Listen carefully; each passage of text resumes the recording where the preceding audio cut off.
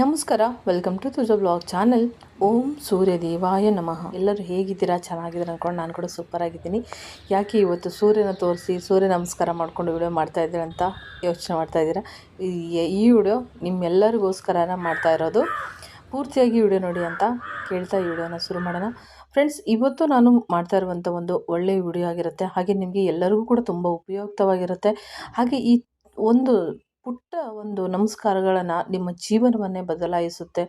ಹಾಗೆ ಮತ್ತು ಈ ರೀತಿ ನಮಸ್ಕಾರ ಮಾಡೋದ್ರಿಂದ ನಾವು ಅಂದ್ಕೊಂಡಿರೋ ಕೆಲಸನ ಯಶಸ್ವಿ ಆಗುತ್ತೆ, ನಮ್ಮ ಆರೋಗ್ಯವನ್ನು ಸುಧಾರಿಸಿಕೊಳ್ಳುತ್ತೆ. ಹಾಗೆ ಯಾವುದೇ ಒಂದು ಕೆಲಸ ಮಾಡಬೇಕಂದ್ರೆ ಈ ಒಂದು ಸೂರ್ಯ ನಮಸ್ಕಾರ ಮಾಡೋದ್ರಿಂದ ನಮ್ಮ ಕೆಲಸವನ್ನು ಯಶಸ್ವಿ ಆಗುತ್ತೆ.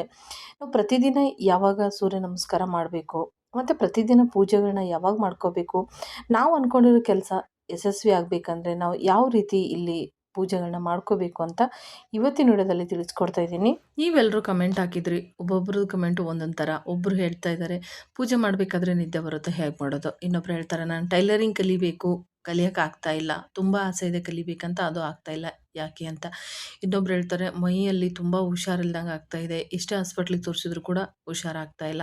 ಇನ್ನೊಬ್ರು ಹೇಳ್ತಾ ಇದ್ದಾರೆ ಮೈಯಲ್ಲಿ ತುಂಬ ಚುಚ್ಚಿದಂಗೆ ಆಗ್ತಾ ಇದೆ, ತುರ್ಕೆ ಬರ್ತಾ ಇದೆ, ಏನೋ ಒಂಥರ ಆಗ್ತಾ ಇದೆ, ಏನು ಮಾಡೋದು ಅಂತ ಅಲ್ಲಿ ರಿಪ್ಲೈ ಕೂಡ ಕೊಟ್ಟಿದ್ದೀನಿ. ಇನ್ನು ಕೆಲವೊಂದು ಜನಕ್ಕೆ ಈ ಥರ ಸಮಸ್ಯೆ ಇರೋರಿಗೆ ಎಲ್ಲರಿಗೂ ಕೂಡ ಯೂಸ್ ಆಗಲಿ ಅಂತ ಈ ವಿಡಿಯೋನ ಮಾಡ್ತಾಯಿದ್ದೀನಿ. ಇಲ್ಲಿ ಒಂದೊಂದಾಗಿ ನಾನು ಹೇಳ್ತಾ ಬರ್ತೀನಿ, ನೀವು ಕರೆಕ್ಟಾಗಿ ನಿಮಗೆ ನಿಮಗೆ ಸಂಬಂಧಪಡುತ್ತೋ ಅದನ್ನು ನೀವು ಮಾಡ್ತಾ ಬನ್ನಿ. ಇದು ಎಲ್ಲರಿಗೂ ಸಂಬಂಧಪಡುತ್ತೆ. ಪೂಜೆ ಒಂದೇ, ಆದರೆ ನೀವು ಏನೇನೋ ಒಂದೊಂದು ಪ್ರಾಬ್ಲಮ್ ಇರುತ್ತಲ್ಲ, ಅದಕ್ಕೆ ನೀವು ಈ ರೀತಿ ಮಾಡ್ಕೊಬೋದು. ನೋಡಿ, ಇಲ್ಲಿ ನೀವು ಮೊನ್ನೆ ಒಬ್ಬರು ಹಾಕಿದ ಕಮೆಂಟ್ ಪ್ರಕಾರ ನನ್ನ ಮೈ ಚುಚ್ಚಿದಂಗೆ ಆಗ್ತಾ ಇದೆ, ಅಥವಾ ನನಗೆ ಮೈ ಎಲ್ಲ ತುರ್ಕೆ ಬರ್ತಾ ಇದೆ, ಇಷ್ಟು ಹಾಸ್ಪಿಟ್ಲಿಗೆ ತೋರಿಸಿದ್ರು ಕೂಡ ಅದು ಕಮ್ಮಿ ಆಗ್ತಾ ಇಲ್ಲ ಅಂತ.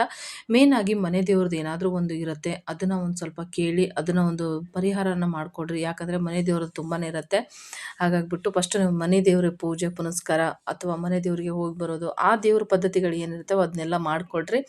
ಅದಕ್ಕೂ ಮೀರಿ ಇನ್ನೂ ನಿಮಗೆ ಆ ತುರ್ಕೆ ಮತ್ತು ಆ ಒಂದು ಮೈ ಚುಚ್ಚೋದು ಆಗ್ತಾ ಇದೆ ಅಂತ ಹೇಳಿದ್ರಲ್ಲ, ಅದಕ್ಕೆ ನೀವು ಡೈಲಿ ಕಲ್ಲುಪ್ಪು ಮತ್ತು ಅರಿಶಿನ ಮತ್ತು ಏನಪ್ಪ ಅಂತಂದರೆ ಬೇವಿನ ಸೊಪ್ಪು ಎಲ್ಲವನ್ನು ಒಂದು ಕಲ್ಲಲ್ಲಿ ಕುಟ್ಟಿ, ಮಿಕ್ಸಿಲಿ ಹಾಕೋದಕ್ಕಿಂತ ಕಲ್ಲಲ್ಲಿ ಕುಟ್ಟಿ ರಸನ ಮಾಡಿಕೊಂಡು ನೀವು ಸ್ನಾನ ಮಾಡೋ ನೀರಿಗೆ ಹಾಕ್ಕೊಂಡು ಡೈಲಿ ಅದನ್ನು ಜಳಕ ಮಾಡ್ತಾ ಬಂದರೆ ಎಂಥ ತುರಿಕೆ ಇರಲಿ, ಎಂಥ ಒಂದು ಚುಚ್ಚುತ್ತಾ ಇರಲಿ, ಎಲ್ಲವೂ ಕೂಡ ಅದನ್ನು ಕಡಿಮೆ ಮಾಡುತ್ತೆ. ಈ ರೀತಿ ನೀವು ಮಾಡ್ಕೊಳ್ಳಿ. ಮತ್ತು ಇನ್ನು ಈ ಟೈಲರಿಂಗ್ ಕಲಿಯೋರಿಗೆ, ನನಗೆ ಟೈಲರಿಂಗ್ ಕಲಿಬೇಕಂತ ಆಸಕ್ತಿ ಇದೆ, ನನಗೆ ಆಗ್ತಾಯಿಲ್ಲ. ಹಾಗೆ ಮತ್ತು ನನ್ನ ಮಗ ಮಾತು ಕೇಳ್ತಾ ಇಲ್ಲ, ಹಾಗೆ ಇನ್ನೊಬ್ಬರು ನನಗೆ ತುಂಬ ಹುಷಾರಿಲ್ದಂಗೆ ಆಗ್ತಾಯಿದೆ ಅಂತ. ಎಲ್ಲರಿಗೂ ಕೂಡ ಈ ವಿಡಿಯೋನ ಆಗಿರುತ್ತೆ, ಎಲ್ಲರಿಗೂ ಸಂಬಂಧಪಡುತ್ತೆ. ನೀವು ಬೆಳಗ್ಗೆ ಬ್ರಾಹ್ಮಿ ಮುಹೂರ್ತದಲ್ಲಿ ಎದ್ದೇಳಿ ಸ್ವಲ್ಪ ಕಷ್ಟಪಡಿ. ಯಾಕಂದರೆ ಜೀವನದಲ್ಲಿ ಖುಷಿ, ಒಂದು ನೆಮ್ಮದಿ, ನಮಗೆ ಒಂದು ಸುಖ ಬೇಕು ಅಂದರೆ ನಾವು ಕಷ್ಟಪಡಲೇಬೇಕು. ಯಾಕಂದರೆ ಒಂದು ಕಳ್ಕೊಂಡ್ರೆ ಮಾತ್ರ ಒಂದು ಸಿಗೋಕ್ಕೆ ಸಾಧ್ಯ. ಇವಾಗ ನಾವು ನಿದ್ದೆನೂ ಆಗಬೇಕು, ನಮ್ಮ ಜೀವನದಲ್ಲಿ ಎಲ್ಲನೂ ಖುಷಿನೂ ಇರಬೇಕಂದ್ರೆ ಅದು ಆಗದೇ ಇರೋ ಕೆಲಸ. ಯಾಕಂದರೆ ನಾವು ಮಾಡಿದ ಕರ್ಮಗಳ ಪ್ರಕಾರ ನಾವು ಪೂಜೆ ಪುನಸ್ಕಾರ ಮಾಡಿಕೊಂಡು ನಮ್ಮ ಹಿಂದಿನ ಕರ್ಮಗಳನ್ನ ಕಳ್ಕೊಂಡು ಮುಂದಿಂದನ ಒಳ್ಳೆ ಸುಖ ಶಾಂತಿ ನೆಮ್ಮದಿನ ಗಳಿಸ್ಕೋಬೋದು. ಹಾಗಾಗಿ ಬ್ರಾಹ್ಮಿ ಮುಹೂರ್ತದಲ್ಲಿ ಎದ್ದು ಒಂದು 4 ಗಂಟೆಗೆ ಎದ್ದುಬಿಟ್ಟು ನೀವು 5:30 ಒಳಗಡೆ ಪೂಜೆನ ಮುಗಿಸ್ಕೊಡ್ರಿ. 5:30 ಒಳಗಡೆ ಪೂಜೆನ ಯಾಕೆ ಮುಗಿಸ್ಕೋಬೇಕಂದ್ರೆ 6 ಗಂಟೆಗೆ ಸೂರ್ಯೋದಯ ಆಗುತ್ತೆ. 6 ಗಂಟೆ ಸೂರ್ಯೋದಯ ಆಗೋಕ್ಕಿಂತ ಮುಂಚೆ ಪೂಜೆನ ಮುಗಿಸ್ಬೇಕು. ಇನ್ನು 6 ಗಂಟೆ ಸೂರ್ಯೋದಯ ಆದಮೇಲೆ ನಾವು ಪೂಜೆ ಮಾಡ್ಕೋತೀವಿ ಅನ್ನೋರು 6 ಗಂಟೆಯಿಂದ 8 ಗಂಟೆ ಒಳಗಡೆ ಈ ಪೂಜೆನ ನೀವು ಮಾಡ್ಕೋಬೋದು. ಅಂದರೆ ಬ್ರಾಹ್ಮಿ ಮುಹೂರ್ತದಲ್ಲಿ ಪೂಜೆ ಯಾಕೆ ಮಾಡಬೇಕು ಅಂತಂದರೆ, ಬ್ರಾಹ್ಮಿ ಮುಹೂರ್ತದಲ್ಲಿ ಪೂರ್ತಿ ಸಂಭವವಾಗಿರುತ್ತೆ, ಒಂದು ದೇವರ ಒಂದು ಆಕರ್ಷಕ ಇರುತ್ತೆ. ಆ ಟೈಮಲ್ಲಿ ಒಂದು ಒಳ್ಳೆ ಇದು ವಾತಾವರಣ ಇರುತ್ತೆ. ಆ ಟೈಮಲ್ಲಿ ನಾವು ಪೂಜೆ ಮಾಡೋದ್ರಿಂದ, ಕೂತ್ಕೊಂಡು ಒಂದು 10 ನಿಮಿಷ ಧ್ಯಾನ ಮಾಡೋದ್ರಿಂದ, ಶಿವನ ಒಂದು ನಾಮ ಹೇಳೋದ್ರಿಂದ ಪ್ರತಿಯೊಂದು ಶಿವನ ಪಾದಕ್ಕೆ ಅದು ಅರ್ಪಿಸುತ್ತೆ, ಅದು ಹೋಗಿ ತಲುಪುತ್ತೆ. ಹಾಗಾಗಿ ಆ ರೀತಿ ಬೆಳಗ್ಗೆ ಎದ್ದು ಬ್ರಾಹ್ಮಿ ಮುಹೂರ್ತದಲ್ಲಿ ಪೂಜೆನ ಮಾಡ್ಕೊಳ್ಳಿ. ಪೂಜೆ ಮಾಡಬೇಕಾದ್ರೆ ಒಬ್ಬರು ಹೇಳಿದರು ನಮ್ಮದು ತುಂಬ ದೊಡ್ಡ ಮನೆ, ತುಂಬ ಕಷ್ಟ ಆಗ್ತಾಯಿದೆ ಬೆಳಗ್ಗೆ ಅಷ್ಟು ಹಿಂಗೆ ಮಾಡೋದು ಅಂತ ಹೇಳಿಬಿಟ್ಟು. ನಾನು ಹಿಂದಿನ ವಿಡಿಯೋದಾಗ ಕೂಡ ಹೇಳಿದ್ದೀನಿ, ಇವಾಗಲೂ ಹೇಳ್ತಾ ಇದ್ದೀನಿ, ನಿಮ್ಮ ದೇವ್ರ ಮನೆ ಎಷ್ಟಿದೆ ನೋಡಿ ಅಷ್ಟು ಶುದ್ಧಿ ಮಾಡ್ಕೊಳ್ಳಿ. ಬೆಳಗ್ಗೆ ಡೈಲಿ ಅಷ್ಟು ಶುದ್ಧಿ ಮಾಡಿಕೊಂಡು ನೀವು ಪೂಜೆನ ಮಾಡ್ಕೊಳ್ರಿ. ಆಮೇಲೆ ನಿಮ್ಮ ಮನೆ ದೇವ್ರ ವಾರ ಮಾಡ್ತಿರೋ ಅಥವಾ ನಿಮ್ಮ ಇಷ್ಟ ದೇವ್ರ ವಾರಗಳನ್ನ ಮಾಡ್ಕೋತಿರಲ್ಲ, ವಿಶೇಷ ಪೂಜೆಗಳನ್ನ ಮಾಡ್ಕೋತಿರಲ್ಲ, ಅವತ್ತಿನ ದಿವಸ ಇಡೀ ನಿಮ್ಮ ಮನೆನ ಸ್ವಚ್ಛ ಮಾಡಿಕೊಂಡು ಅವತ್ತು ಪೂಜೆನ ಮಾಡ್ಕೊಳ್ರಿ. ಒಂದು ಮತ್ತು ಅದೇ ಹೇಳಿದ್ನಲ್ಲ, ಇನ್ನು ಟೈಲರಿಂಗ್ ಕಲಿಯೋರಿಗೆ ತುಂಬ ಆಸಕ್ತಿ ಇರಬೇಕು. ನೀವು ಆಗಲ್ಲ ಅಂತ ಕೈ ಕಟ್ಕೊಂಡು ಕೂರಬಾರ್ದು. ಖಂಡಿತ ಕೆಲಸ ಆಗುತ್ತೆ. ನೀವು ಡೈಲಿ ಸೂರ್ಯ ನಮಸ್ಕಾರನ ಮಾಡ್ತಾ ಬನ್ನಿ. ಒಂದು ನಿಮ್ಮ ಇಷ್ಟವಾದ ದೇವ್ರ ಮಂತ್ರವನ್ನು ಹೇಳುತ್ತಾ ಬನ್ನಿ. ಯಾಕೆ ಮನಸ್ಸಿಗೆ ಸ್ವಲ್ಪ ಶಾಂತಿ ನೀಡುತ್ತೆ. ಯಾವುದೇ ಒಂದು ಗೊಂದಲ ಇದ್ದರೂ ಕೂಡ ಅದು ಕ್ಲಿಯರ್ ಆಗುತ್ತೆ. ಹಾಗಾಗಿ ಪ್ರತಿದಿನ ಬೆಳಗ್ಗೆ ಎದ್ದು ಸೂರ್ಯ ನಮಸ್ಕಾರ ಮಾಡೋದು ತುಂಬಾ ಉತ್ತಮ. ನಿಮಗೆ ಒಂದು ರೋಗ, ಯಾವುದೇ ಒಂದು ರೋಗ ಇರಲಿ, ಹಾಗೆ ಮತ್ತು ಒಂದು ಮನಸ್ಸು ಒಂಥರ ಗೊಂದಲ ಇರುತ್ತೆ, ಆಗ ಮನಸ್ಸಿನ ಮೇಲೆ ತುಂಬ ಭಾರ ಅಂದಂಗೆ ಅನಿಸುತ್ತೆ. ಜೀವನನೇ ತುಂಬ ಒತ್ತಡದಲ್ಲಿ ನಡೆಸ್ತಾ ಇದ್ದೀವೇನೋ ಅನಿಸುತ್ತೆ. ಆ ಟೈಮಲ್ಲಿ ಒಂದು 10 ನಿಮಿಷ ನಮಗೋಸ್ಕರ ನಾವು ಟೈಮ್ ತಗೊಂಡು ಒಂದು 10 ನಿಮಿಷ ಸೂರ್ಯನ ಮುಂದೆ ನಿಂತ್ಕೊಂಡು ಒಂದು ಓಂ ಸೂರ್ಯ ದೇವಾಯ ನಮಃ ಅಂತ ಹೇಳ್ತಾ, ಈ ಒಂದು ಮಂತ್ರನ ಹೇಳ್ತಾ ನೀವು ಒಂದು 11 ಬಾರಿ ಅಥವಾ 108 ಬಾರಿ ಹೇಳಿದ್ರು ತುಂಬಾ ಒಳ್ಳೆಯದು.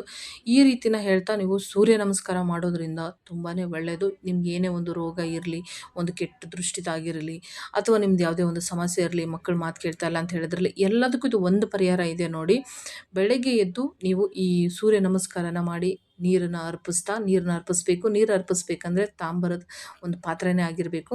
ನಮ್ಮ ಮನೆಯಲ್ಲಿ ದೊಡ್ಡ ತಾಮ್ರ ಪಾತ್ರೆ ಯಾವುದೇ ಇರೋದಕ್ಕೆ ನಾನು ಒಂದು ತಾಮ್ರದ್ದು ಈ ಹಿತ್ತಾಳೆದು ಇದು ಬರುತ್ತಲ್ಲ, ಗೊತ್ತಲ್ವಾ ನಿಮಗೆ, ಏನಂತಂದರೆ ಈ ಕಳಸ್ತಂಬಿಗೆ ಅಂತ ಹೇಳ್ತೀವಿ, ಅದನ್ನು ತೊಗೊಂಡಿದ್ದೀನಿ. ಒಂದು ತಾಮ್ರದ ನಾನು ಬಟ್ಲನ್ನ ತೊಗೊಂಡಿದ್ದೀನಿ. ಅದರಲ್ಲಿ ನಾನು ಡೈಲಿನ ನೀರನ್ನು ಭಗವಂತನಿಗೆ ಅರ್ಪಿಸ್ತಾ ಇದ್ದೀನಿ, ನನ್ನ ಕಷ್ಟಗಳು ಎಲ್ಲವನ್ನು ಪರಿಹಾರ ಆಗಲಿ ಅಂತ. ಅದೇ ರೀತಿ ನೀವು ಕೂಡ ಮಾಡ್ಕೋಬೋದು, ಖಂಡಿತ ಅದರಿಂದ ಪರಿಹಾರ ಆಗುತ್ತೆ.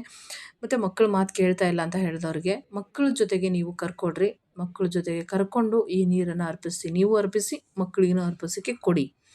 ಅವರು ನಿಮ್ಮ ಜೊತೆಗೆ ನೀವು ಮಾಡ್ದಂಗೆ ಅವರು ನೋಡಿ ಮಾಡ್ತಾ ಇದ್ದರೆ ಅವರು ಕೂಡ ಕಲಿತಾರೆ, ಅವ್ರಿಗೂ ಒಂದು ಮನಸ್ಸಿಗೆ ನೆಮ್ಮದಿ ಸಿಗುತ್ತೆ, ಒಂದು ಬದಲಾವಣೆನ ಮಕ್ಕಳಲ್ಲಿ ಆಗುತ್ತೆ. ಎಲ್ಲವೊಂದು ಕೂಡ ಅಲ್ಲಿ ಪರಿಹಾರ ಅನ್ನೋದು ನಿಮಗೆ ಖಂಡಿತ ಸಿಗುತ್ತೆ. ಸೂರ್ಯದೇವರಿಗೆ ನೀರು ಅರ್ಪಿಸ್ಬೇಕಂದ್ರೆ ನೀವು ಒಂದು ಗಿಡದ ಹತ್ರ ನಿಂತ್ಕೊಂಡು ನೀವು ಹಾಕುವ ನೀರು ಡೈರೆಕ್ಟಾಗಿ ಗಿಡಕ್ಕೆ ಬೀಳಬೇಕು. ಆ ರೀತಿ ಸೂರ್ಯದೇವರಿಗೆ ನೀರನ್ನು ಅರ್ಪಿಸಿ. ಅಥವಾ ನೀವು ಈ ಥರ ಮಾಡಿ ಮೇಲೆ ಮಾಡ್ತೀರಂದರೆ, ನಾನು ಹೇಳಿದ್ನಲ್ಲ, ನಾನು ಒಂದು ಬೌಲ್ನ ನೀರು ಹಾಕೋಕ್ಕೆ ತೊಗೊಂಡಿದ್ದೀನಿ, ಇನ್ನೊಂದು ಆ ಕಳಸ್ತಂಬಿಗೆನ ನೀರನ್ನು ಅರ್ಪಿಸೋಕ್ಕೆ ತೊಗೊಂಡಿದ್ದೀನಿ. ಅಂದರೆ ಕೆಳಗಡೆ ಒಂದು ಬೌಲ್ನ ಇಟ್ಕೊಂಡು ನೀರನ್ನು ಅರ್ಪಿಸ್ತೀನಿ. ಯಾಕಂದರೆ ನೀರು ಕೆಳಗಡೆ ಚೆಲ್ಲಬಾರ್ದು, ಯಾರೂ ತುಳಿಬಾರ್ದು ದೇವರಿಗೆ ನೀರು ಅರ್ಪಿಸಿರೋದು. ಆ ನೀರನ್ನು ನೀವು ಏನು ಮಾಡಬೇಕಂದ್ರೆ ಗಿಡಕ್ಕೆ ಒಯ್ದು ಹಾಕಬೇಕು. ಡೈರೆಕ್ಟಾಗಿ ನೀವು ಗಿಡದ ಹತ್ರ ನಿಂತ್ಕೊಂಡು ಮಾಡ್ತೀನಿ ಅಂದರೆ ಓಕೆ, ಇಲ್ಲ ಅಂದರೆ ಈ ರೀತಿ ಕೆಳಗಡೆ ಪಾತ್ರೆ ಇಟ್ಕೊಂಡು ನೀವು ಇದನ್ನು ಮಾಡ್ಕೋಬೇಕು. ನಾನು ಮತ್ತೆ ಹೇಳ್ತಾ ಇದ್ದೀನಿ, ಈ ಪೂಜೆ ಮಾಡೋಕ್ಕೆ ತಾಮ್ರದ್ದು ಹಿತ್ತಾಳಿದೆ ಪಾತ್ರೆ ಆಗಿರಬೇಕು, ಬೇರೆ ಯಾವುದ್ರಲ್ಲೂ ಮಾಡ್ಕೊಳ್ಳೋಕ್ಕೆ ಆಗಲ್ಲ. ಆಮೇಲೆ ಇನ್ನೂ ಏನಂದರೆ ಚರ್ಮ ರೋಗದ್ದು ಒಂದು ಕಾಯಿಲೆನ ಇಲ್ಲಿ ಸಮಸ್ಯೆನ ಬಗೆಹರಿಸ್ಕೋಬೋದು. ಆಮೇಲೆ ಹೃದಯದ ಒತ್ತಡ ಇರುತ್ತಲ್ಲ, ಅವ್ರಿಗೂ ಕೂಡ ಇದು ಬೆಳಗಿನ ಜಾವ ಒಂದು 5 ನಿಮಿಷ ಸೂರ್ಯನ ಕಿರಣ ನಮ್ಮ ಮೈ ಮೇಲೆ ಬೀಳೋದ್ರಿಂದ ಅದು ಕೂಡ ಅದು ಒಂದು ಸಮಸ್ಯೆನ ಬಗೆಹರಿಸ್ಕೋಬೋದು. ಹಾಗೆ ರಕ್ತದ ಒತ್ತಡದ ಒಂದು ಸಮಸ್ಯೆಗಳಿದ್ದರೆ ಬೆಳಗ್ಗೆ ಒಂದು 10 ನಿಮಿಷ ಇಲ್ಲಿ ಕೂತ್ಕೊಂಡು ಸೂರ್ಯದೇವರನ್ನ ಒಂದು ಧ್ಯಾನ ಮಾಡ್ತಾ ಅವು ಒಂದು ಸೂರ್ಯದ ಕಿರಣ ನಿಮ್ಮ ಮೈ ಮೇಲೆ ಬೀಳ್ತಾ ಇದ್ರೆ ಅದು ಕೂಡ ಇಲ್ಲಿ ಸಮಸ್ಯೆನ ಬಗೆಹರಿಯುತ್ತೆ. ಹಾಗೆ ಮತ್ತು ಈ ಬಂಗು ಮತ್ತು ಚರ್ಮ ರೋಗ ಅಂತ ಹೇಳ್ತಾರಲ್ಲ, ಅದು ಕೂಡ ಇದರಲ್ಲಿ ಪರಿಹಾರ ಮಾಡ್ಕೋಬೋದು. ಹೇಗೆ ಅಂದರೆ ನಾವು 10 ನಿಮಿಷ ಆ ಸೂರ್ಯದೇವರ ಕಿರಣ ನಮ್ಮ ಮೇಲೆ ಬೀಳುತ್ತೆ ನೋಡಿ, ಆ ಟೈಮಲ್ಲಿ ನಮಗೆ ಖಂಡಿತ ಚರ್ಮ ಒಂದು ರೋಗ ಹೋಗುತ್ತೆ. ಆಮೇಲೆ ಬಂಗು ಅನ್ನೋದು ಕಡಿಮೆ ಆಗ್ತಾ ಬರುತ್ತೆ. ನೀವು ಹೇಳ್ತಿರ್ಬೋದು ಸೂರ್ಯನ ಕಿರಣ ಬಿದ್ದರೆ ಬಂಗು ಜಾಸ್ತಿ ಆಗುತ್ತೆ ಅಂತ. ಅದು ಆಗುತ್ತೆ, ಹೌದು. ಯಾವ ಟೈಮಲ್ಲಿ ಅಂದರೆ 10 ಗಂಟೆ ಮೇಲೆ ಬರೋ ಬಿಸಿಲನ್ನು ನಮ್ಮ ಮುಖದ ಮೇಲೆ ಬಿದ್ದರೆ ಅದು ಜಾಸ್ತಿ ಆಗುತ್ತೆ. 10 ಗಂಟೆ ಒಳಗಡೆ ನಾವು ಏನು ಸೂರ್ಯನ ಕಿರಣವನ್ನು ತಗೋತೀವಿ ನೋಡಿ, ಅದರಿಂದ ಖಂಡಿತ ನಮಗೆ 100% ನಮ್ಮ ಮುಖದ ಮೇಲಿನ ಬಂಗನ್ನು ಕಮ್ಮಿ ಆಗ್ತಾ ಬರುತ್ತೆ ಖಂಡಿತ. ಇದನ್ನು ನೀವು ಮಾಡಿ ನೋಡಿ. ನನಗೆ ತುಂಬ ಇದರಲ್ಲಿ ನಂಬಿಕೆ ಮತ್ತು ಅದು ನನಗೆ ಯಶಸ್ವಿ ಕೂಡ ಆಗಿದೆ. ನಾನೇನು ನಿಮ್ಗೆ ಹೇಳ್ತಾ ಇದ್ದೀನಿ ಎಲ್ಲವನ್ನೂ ಕೂಡ ನಾನು ಯಶಸ್ವಿ ಪಡೆದಿರೋದ್ರ ಸಲುವಾಗಿ ಈ ವಿಡಿಯೋನ ನಿಮಗೆ ಮಾಡಿ ಹೇಳ್ತಾ ಇದ್ದೀನಿ. ಇದರಿಂದ ದಿನೇ ದಿನೇ ನನಗೆ ಒಂದು ಮನೆಯಲ್ಲಿ ಕಿರಿಕಿರಿ ಕಡಿಮೆ ಆಗ್ತಾಯಿದೆ, ನಮ್ಮ ಮನೆಯಲ್ಲಿರೋ ಸಂಕಟಗಳನ್ನು ಕಡಿಮೆ ಆಗ್ತಾಯಿದೆ, ಹಾಗೆ ಮನಸ್ಸಲ್ಲಿರೋ ಗೊಂದಲಗಳನ್ನು ಕಡಿಮೆ ಆಗ್ತಾಯಿದೆ. ನನ್ನ ಮುಖದ ಮೇಲೆ ತುಂಬ ಅಧ್ವಾನ ಆಗೋಗಿತ್ತಲ್ವ, ಕೆಲವೊಂದು ಮನೆಮದ್ದುಗಳನ್ನ ಮಾಡಿಕೊಂಡು ಸೂರ್ಯದೇವರ ನಮಸ್ಕಾರನ ಮಾಡ್ತಾ ಬಂದಿದ್ದೀನಿ. ಖಂಡಿತ ಅದರಿಂದ ನನಗೂ ಕೂಡ ಒಂದು ಉತ್ತಮ ಅನಿಸಿದೆ, ನನಗೂ ಕೂಡ ಕಡಿಮೆ ಆಗ್ತಾ ಇದೆ.